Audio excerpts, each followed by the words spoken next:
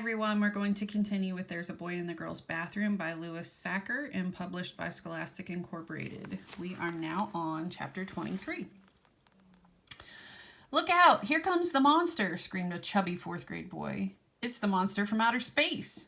Ah, it's so ugly, yelled his skinny friend. Don't let it touch you, warned a girl with pink glasses, or you'll turn into a monster too. Bradley ran at them. They scattered and regrouped like pigeons. He sat down to eat his lunch. It sure is a stupid monster, shouted a third grader. After lunch, Bradley sat at his desk. Last seat, last row. He didn't look at Jeff. He didn't look the other way, either at the chart full of gold stars. And he didn't look straight ahead at Mrs. Ebel. He didn't look anywhere. It was time to see Carla again. He took the hall pass from Mrs. Ebel and walked out of the classroom. He hated Carla. He didn't want to make the same mistake with her that he had made with Jeff. He realized Claudia was right. Carla didn't like him. That was just her job. She was waiting for him outside her door. Hello, Bradley, she said as she held out her hand. It's a pleasure to see you today. I appreciate your coming to see me. He walked past her and sat down at the round table. She sat across from him. She was wearing a long-sleeved white shirt with 2 triangles on it, one red and one blue.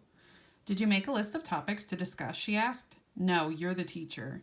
So you're the one who has to say what we talk about, not me. That's your job.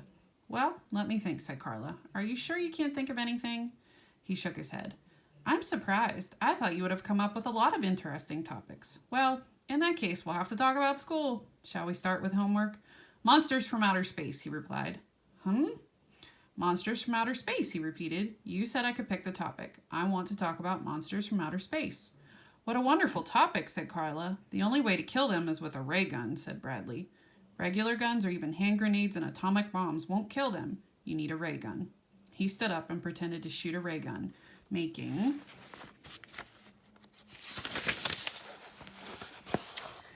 a noise that sounded like a cross between a machine gun and a horse. Carla put her hands up to protect herself. Don't shoot me, she said.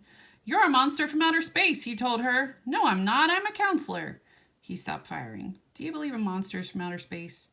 She shook her head. No, but I do believe there are other types of creatures living in outer space.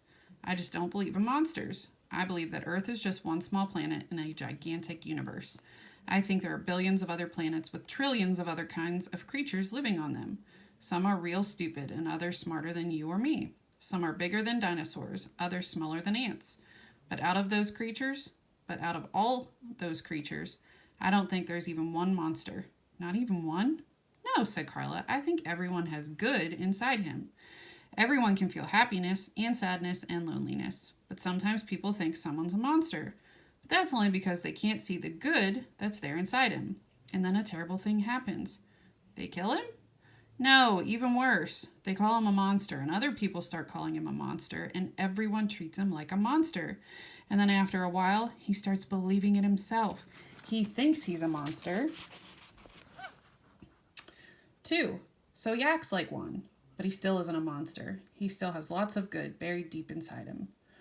But what if he's real ugly, asked Bradley. What if he has green skin and only one eye in the middle of his face, and 3 arms and 2 hands on each arm, and 8 fingers on each hand? Carla laughed. You and I might think that's ugly, she said, but that's just because it's different from what we're used to seeing. On that planet, that might be considered beautiful. You may have just described a handsome movie star. Bradley laughed. On that planet, they probably would think I was ugly because I don't have green skin and I have 2 eyes. Bradley shook his head. No, they might think I was ugly, but not you. Why, Bradley, Carla said with astonishment. That's the nicest thing you've ever said to me. Thank you. He blushed. He hadn't meant it the way it came out. I don't want to talk about monsters anymore, he mumbled. Okay, said Carla. I think we had a very good conversation, don't you? You picked an excellent topic. For the rest of the session, he colored. He took a green crayon out of Carla's large box of crayons and tried to draw the creature from outer space that he had described. He was able to draw the 3 arms